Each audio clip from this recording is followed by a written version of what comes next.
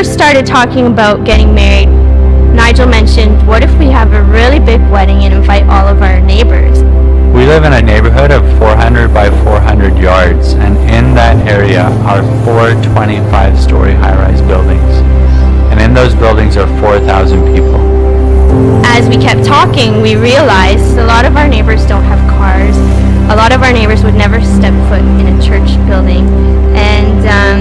And realistically, the only way they could come to our wedding is if the wedding came to them.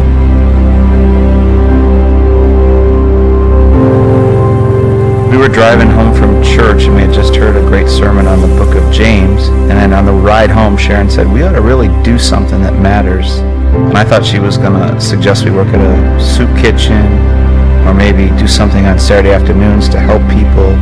And instead, she introduced the idea of adoption. We saw a picture in a newsletter of George. The ad said that he was healthy, but was born with no arms and desperately needed a loving home. And I really felt that God was speaking to me and saying, I want you to adopt this boy. I have a plan for this boy to be in your family. And I was actually afraid to even mention it to Mike because it was such a departure from anything we'd ever done. When I was in control, I drank everything away. I drank away my marriage, I drank away my children, I drank away my relationships. My life basically caved in and crashed in around me. Our marriage was at a bad place. I knew that I couldn't move forward with the way things were going. And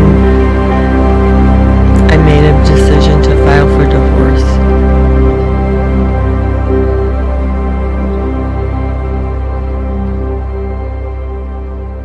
Should we go out there or out here? Let's go out here because we're going to show you the wedding site and everything.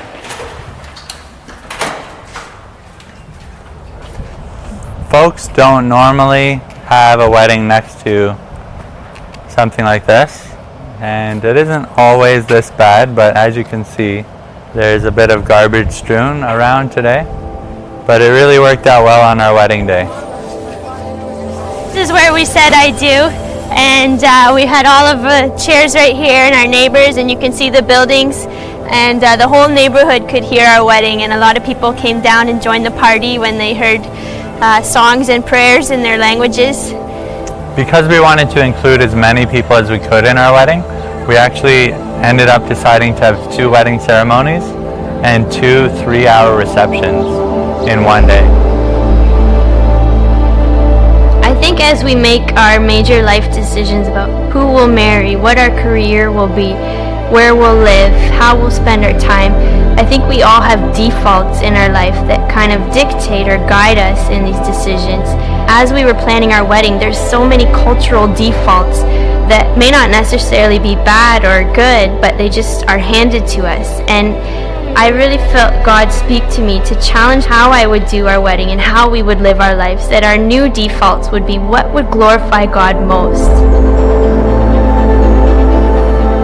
To paraphrase 2 Corinthians 8 verse 9, Christ, who was rich, became poor so that we, through his poverty, could become rich.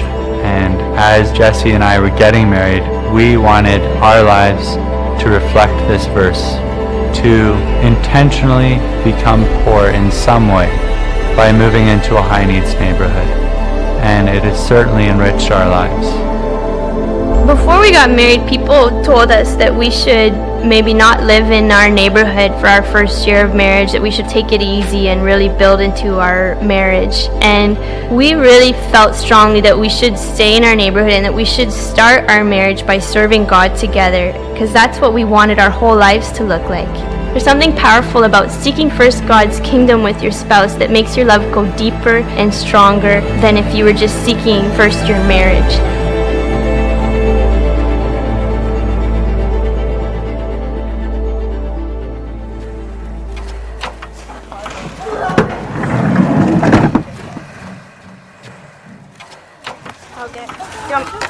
Alright, come on, help.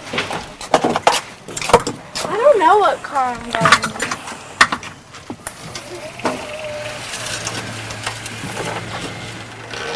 There you go. we got George home, and things started to go fairly well, and he got healthy and happy. And I thought, okay, we've done our deal. This is our grand contribution to the kingdom. God should be very happy with us now. And I went by the computer one night, and Sharon was sitting there looking at the internet, and she had found James, and it said boy born in India with no arms. And Sharon had the idea, why don't we make them brothers? Wouldn't that be amazing?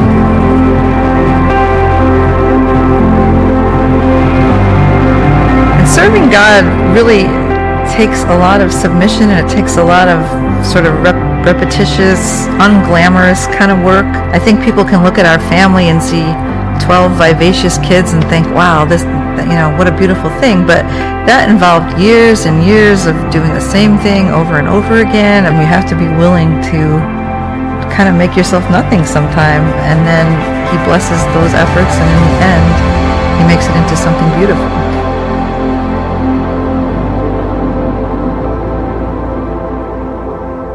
With Sharon and I think it's that we actually don't focus on our marriage that makes it a great one. And Satan sometimes whispers in your ear when you're tired or alone or 3 a.m. and says, your friends are going to Jamaica next week. And they're just going to sit on the beach and stare into each other's eyes. And you don't ever get to do stuff like that. Ha ha. And you're like, what have I done to myself? And then you have other moments where you go right to the tip of the mountain and you realize it's going to have effects for eternity. I think this adoptive mission we're on has been the best thing for our marriage, because I see people that have been married as long as us struggling to find common ground and find common interest and stay interested in each other. And I feel like we have this big God adventure that we're on together, and that's the most romantic thing you could be doing. There's 140 million orphans around the world, and like, how can we just use our marriage to just ignore that whole worldwide problem? I don't know how you're going to face God at the end and say, oh, you put us together, and you found us, and you made us, and what we decided to do with our marriage was get comfortable.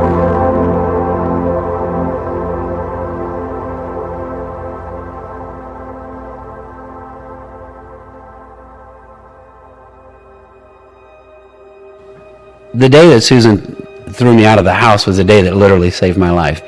And what transpired from that night was a series of events that only God could orchestrate. When I was working, there were Christian people around me, and they seemed like they had good relationships with their families, and that was really what I wanted.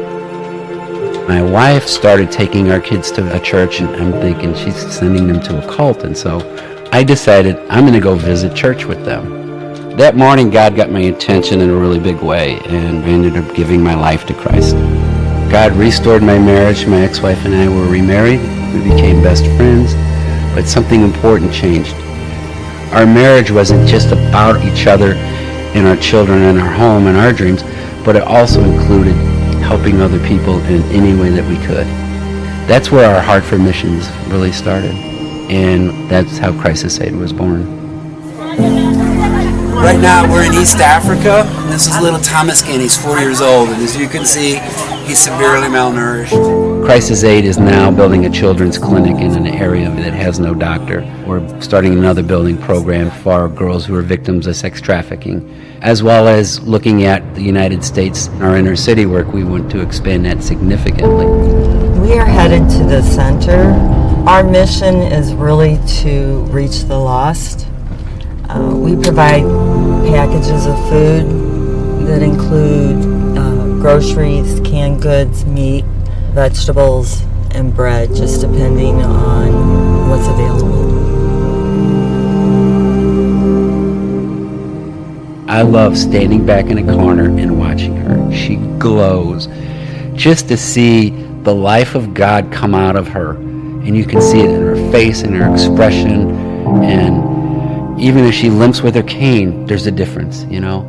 She's more beautiful to me today than the day we got married, the second time. Have we been living our own life and, trying to build a good life for ourselves? we wouldn't have that experience. We would be missing that. We know that restoration is possible. And it's exciting to see what God's going to do and how he's going to use it after all of these years, because it's been a while now. Well, I've never been busier in my entire life, and I'm supposed to be retired. We don't see any reason to slow down. But when you're on a mission, when God puts this thing in your heart and you really find it, it's not work. It's a privilege. If married people want to know how to be missional, there's about 3,000 verses in the Bible that deal with poverty and injustice. Pick one and build your life around it, and you'll be in the center of God's will. I think a common way that people view relationships and marriage is finding someone that you can spend time with, that you can do fun things with, you can have a family, you can buy a home. I just felt like marriage could have a much stronger, more powerful, more significant meaning than just someone who I could grow old with. I think one thing about marriage is that it doubles what you individually desire. If you individually desire to settle down, then you'll doubly settle down. But if you individually desire to be on mission, then you'll doubly be able to do that. And seeking first the kingdom, doing hard things, even suffering. God is pleased with a marriage that doesn't dwell and consume itself and get caught up in its own roots and vines, but is seeking to reach out to the world around it and have an actual lasting impact for his kingdom.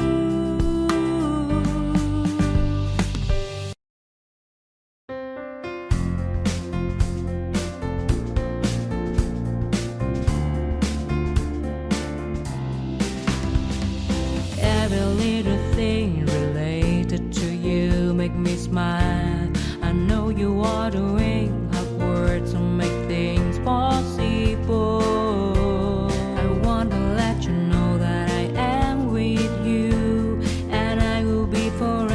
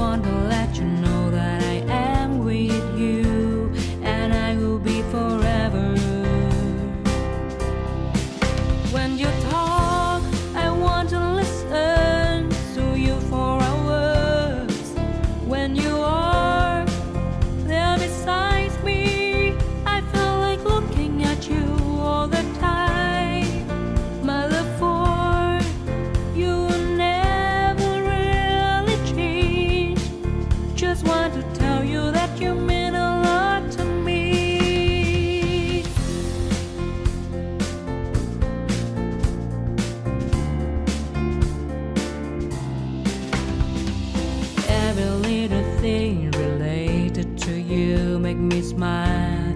I know you are doing hard work to make things possible. I want to let you know that I am with you, and I will be forever. Every little thing related to you make me smile. I know you are doing